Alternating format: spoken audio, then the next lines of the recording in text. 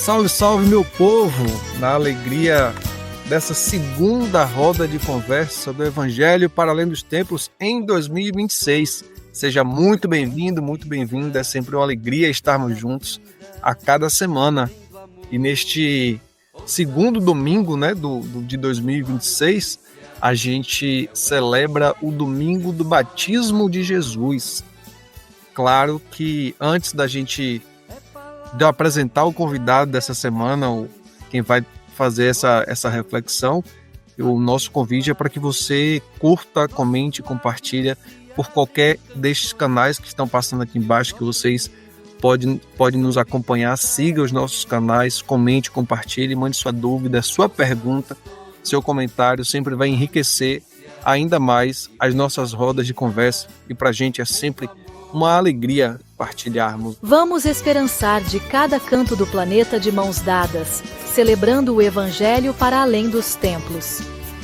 Este é um movimento onde a fé transcende fronteiras e o amor nos conecta. É o Evangelho além dos templos, que quebra barreiras e nos mantém interligados. Ouça a boa nova. Deixe-a preencher sua alma, deixe-a inspirar seu caminhar. Somos um na fé, um no amor. Como uma roda de samba, cada um com seu instrumento, mas tocando em harmonia. Unidos pelo bem comum, somos Evangelho vivo, o povo que luta por libertação, em defesa da vida, da paz e do amor. Sem mais delongas, eu gostaria de convidar aqui a roda meu querido irmão, amigo Marcelo Barros. Seja muito bem-vindo, Marcelo. Darlan, para mim é uma alegria estar com você e com as pessoas que nos cercam, roda de conversas, e muito feliz ano novo, né? Primeira vez que a gente Com certeza. Falando depois do ano novo. E esse programa é o 92º. Eu fiz as Uau! contas de todos os programas que a gente fez no Evangelho para Além dos Templos, e a partir de agora a gente vai sempre dizer o número do programa. Então esse é o número 90, quase 100, né, que a gente já fez, desde Quase. Páscoa de 2024. Sem falar nos programas anteriores, que era Conversa com o Evangelho, né? Que aí você fez até, acho que anterior à pandemia. Começamos anterior à pandemia, eu acho. Durante a pandemia a gente chegou a gravar alguns também. É isso que eu estou dizendo, durante a pandemia toda a gente Ou melhor, durante a nós fizemos toda. durante toda a Isso, pandemia. exatamente. Que alegria, Marcelo, ter vivido tudo isso, né? Mas claro, eu estava esperando você terminar, não ia te interromper, e mais uma vez desejar feliz ano novo para você e para todas as pessoas que nos acompanham. Bem, neste domingo, como eu falei, celebramos a festa do batismo de Jesus no Rio Jordão. E as igrejas cristãs sempre compreenderam como o início da missão de Jesus, e todos os evangelhos contam isso. A gente está vivendo o ano A, neste ano o evangelho proclamado neste domingo é o de Mateus, capítulo 3, os versículos do 13 ao 17. E aí, como sempre, Marcelo, eu gostaria que você trouxesse essa palavra inicial, sobre esse evangelho. O que é que ele traz de característico, ou de repente até de diferente dos outros? Fala pra gente, por favor. Darlan, o Evangelho de Mateus foi escrito pelos anos 80 depois de Cristo, e era uma época em que havia uma certa rivalidade, uma certa dificuldade de relação entre o grupo dos discípulos de João Batista e o grupo de discípulos de Jesus. Então, nesse contexto, o evangelho que vai falar de Jesus tem que explicar a relação entre Jesus e João. Por que que eu não sou discípulo de João Batista? Sou discípulo de Jesus. Então, o evangelho, para explicar isso, diz: Jesus foi discípulo de João Batista ao ser batizado por ele. Mas, a partir daí, Jesus saiu para uma missão própria. E João Batista reconheceu, aceitou e pronto. E, quer dizer, portanto, o próprio João Batista, ele indica para a gente que a gente tem que ser discípulo de Jesus e não dele. Então é isso que o Evangelho de Mateus, mais do que os outros, Marcos e Lucas, insiste. E para isso ele inclusive conta uma espécie de diálogo entre João e Jesus, em que Jesus vai ser batizado e João diz para ele: "É você que vai, eu é que devia ser batizado por você". E Jesus diz: "Deixe que se cumpra a justiça", quer dizer, vamos até o fim daquilo que está previsto, daquilo que é o projeto divino. Não há problema com relação a isso. E aceitou ser batizado por ele. Então, isso é uma característica de Mateus, essa história que eu estou contando. Os outros já dependem um pouco disso. Maravilha, querido. Olha só, comumente se diz que o batismo de João era para o perdão dos pecados, né. E aí, diante de todo esse contexto, a gente até já refletiu esse evangelho aqui em outros anos, e eu acabei de lembrar, né, desse ponto, né. Como que a gente o que que tem de profecia nessa passagem, nesse ato, né, de João para com Jesus? Hoje, Darlan, se a gente falar em perdão dos pecados, as pessoas entendem perdão de culpas morais. O que é o pecado? Para a maioria do pessoal é coisas econômicas, roubo, etc. Sexo, se você faz alguma coisa que é errada. Enfim, quer dizer, são pecados morais, se você ofende alguém, se você mas no tempo de Jesus não era assim. No tempo dos evangelhos, pecado era uma categoria social. Por exemplo, quem é que era pecador? Era um açougueiro, porque tem que pegar em sangue e ele fica impuro. É a mulher no tempo de menstruação. É, por exemplo, eh, os comerciantes que têm que trabalhar e vender o produto e, portanto, vende também a quem não é judeu, então fica impuro. Então uma série de preceitos legais que fazem com que o pecado não era moral, era social. O pecado é quase sinônimo de marginalização. Quando alguém era pecador, as pessoas diziam: "Olha aí um condenado por Deus. Olha alguém que Deus puniu". Então era ao mesmo tempo doente, leproso, era paralítico, cego. Então isso era o pecado.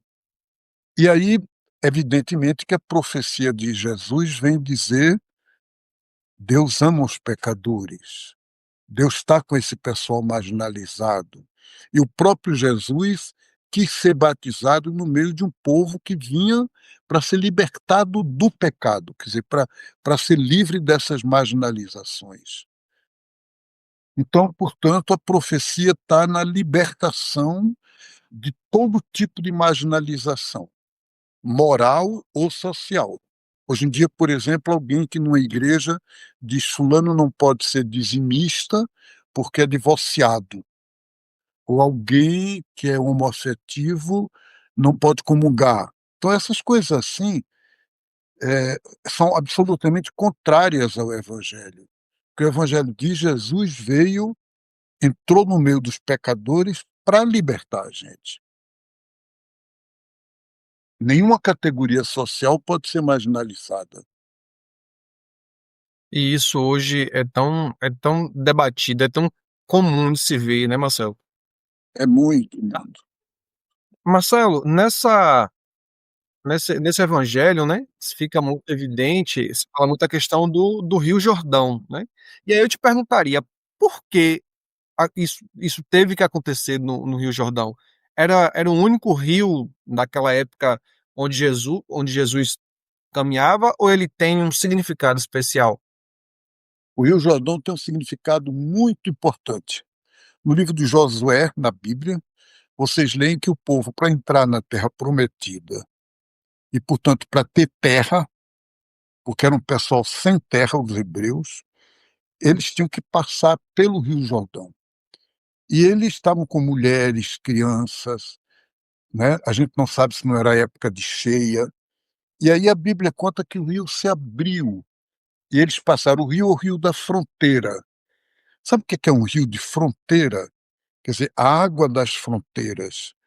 No Recife, do Helder Câmara, assumiu em 1969 de morar na Igreja das Fronteiras. Porque o que é fronteira? É um limite, é aquilo que você vai até onde pode ir, né? Então, o Rio Jordão é o rio da fronteira para entrar na Terra Prometida, para entrar numa nova realidade. Portanto, é um rio que simboliza renovação, que simboliza um novo modo de viver. É isso. Fantástico, amado. Esse evangelho, ele é carregado de símbolos também, né? Apesar de ser um evangelho curto, ele traz diversas informações. E uma das informações, em um dos versículos, o texto diz que o céu se abriu. Como que a gente pode fazer a leitura hoje, né, da abertura desse céu? O que significa, como que a gente pode traduzir esse versículo? Olha, Darlan, quando eu era menino, rapazinho, eu achava que o céu se abriu, quer dizer que lá em cima as nuvens se abriram, né, o firmamento, e a gente daqui de baixo podia ver o que tinha lá em cima. É Essa é a claro que leitura que a nós gente imagina, moramos, né? é essa visão ingênua, né? O céu não é o firmamento, é o céu de Deus, é o reino dos céus. Então é a realidade divina. Então o céu se abriu naquela hora é para dizer que Deus e o humano se juntou. É para dizer que não há mais divisão entre o que é humano e o que é divino. Os dois se uniram numa coisa só. Porque o texto diz: o céu se abriu e o Espírito de Deus desceu como se fosse uma pomba. Ele não é que ele é uma pomba, o Espírito Santo não é pomba, é espírito. Mas ele desceu suavemente como uma pomba. Isso é uma coisa muito nova, porque na Bíblia, todas as vezes que Deus descia era no meio da tempestade, tremor de terra, clarão luminoso que fazia medo. Então, era nessa linha. É verdade que o profeta Elias teve um encontro com Deus na brisa da tarde, mas agora Jesus teve essa experiência de Deus que veio como ele suavemente, como uma pomba que voa, é um voo tão suave, né? Veio e permaneceu nele, diz o texto. Então é uma coisa muito bonita, muito linda, e que, portanto, a partir do batismo de Jesus, não há mais divisão entre o que é humano e o que é divino. Quanto mais humano eu for, mais divinizado eu sou. Tá certo? Com certeza, fantástico. É que a gente, à medida que o tempo vai passando, a Bíblia diz que quando a gente é criança, a gente consegue se sustentar com alimento de criança, mas quando a gente cresce, aqueles alimentos não mantêm, né, não sustenta. Não. Então eu acho que a vivência com o evangelho é dessa forma, à medida que a gente vai amadurecendo na fé, à medida que a gente vai tomando mais conhecimento, algumas leituras perde essa ingenuidade, perde então muita coisa que na minha infância eu ouvia e, claro, a nossa mente reproduzia, a gente muda a ótica e quer entender de uma outra forma, quer entender de um outro ponto, né, É de uma isso forma, mesmo. digamos assim, agora mais, né, não completamente maduros, mas mais conscientes, a gente quer entender melhor o que é que diz as expressões, né, e como que a gente pode amadurecer essa ideia.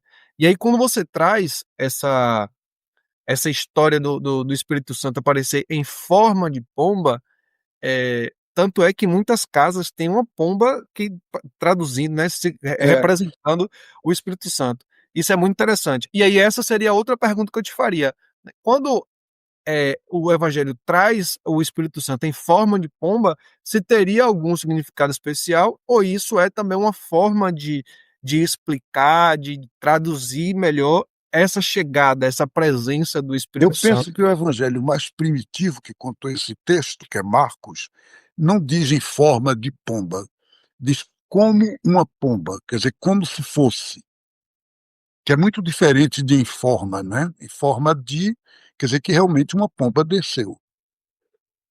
E o evangelho que diz como se fosse, não diz que uma pomba desceu. Agora, parece que Lucas, pelo que eu me lembro, diz em forma de pomba, porque um vai copiando o outro, e o copista nunca copia de tal qual, né. Tal qual, né, Então copiou, ipsiliter. entendeu que era em forma de pomba, ele entendeu assim. Agora, eu penso que a pomba tem na Bíblia, uma um significado muito próprio, porque no relato do dilúvio, lá no livro do Gênesis, que é um relato poético, mítico, ninguém vai achar que aquilo aconteceu ao pé da letra. Conta que quando as águas baixaram, depois do dilúvio, da inundação, Noé queria saber se já podia descer, se já tinha terra firme, ele soltou uma pomba para poder saber. E a primeira pomba voltou, e a segunda voltou com um raminho verde na boca. E aí ele compreendeu que já tinha árvore, já tinha vida, já podia voltar. É um mito, mas aí a pomba ficou como esse símbolo de um novo mundo, símbolo de uma terra renovada. É bonito isso, eu acho bonito, né. O espírito descer e sobre, como se fosse uma pomba, significa o espírito desce para fazer uma novidade na vida da gente. Que Não é lindo, Marcelo. bonito? Muito bonito, com certeza. É isso, meu povo. Hoje, essa celebração da memória do batismo de Jesus deve nos ajudar a renovar nosso compromisso de inserção. Nós também somos chamados a mergulhar em um novo estilo de vida. É assim que vamos poder sinalizar, né, que buscamos novas formas de união entre o céu e a terra, entre o projeto divino e a comunhão com a Mãe Terra. E o projeto divino pede que a gente procure unir novamente céu e terra, Deus, o ser humano e a criação, ou seja, toda a natureza. E para terminar a nossa roda de conversa de hoje, a gente fica com o cântico de Reginaldo Veloso. Convidamos todos a contemplar essa maravilha de cântico. Marcelo, muito obrigado a você que nos acompanha. Beijo no coração, nossa Beijo no gratidão coração.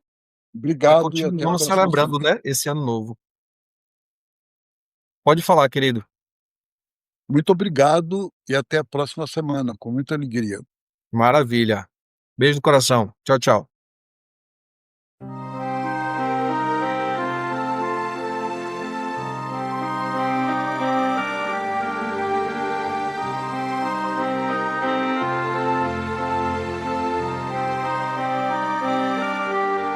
João Batista clamou no deserto: preparai ao Senhor uma estrada. Eis que o reino de Deus está perto. Escutai, geração transviada. Mudai de vida, mudai, convertei-vos de coração, fazei a vontade do Pai, amai, servi aos irmãos, fazei a vontade do Pai, lutai por um mundo de irmão, fazei a vontade do Pai. O chão é de todos o pão.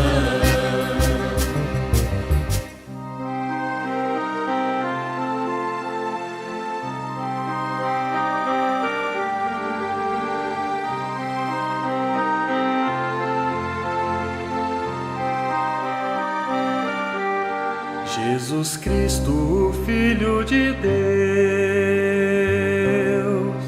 batizado por João no Jordão, inaugura o reino do Pai, com este santo e solene pregão. Mudai de vida, mudai.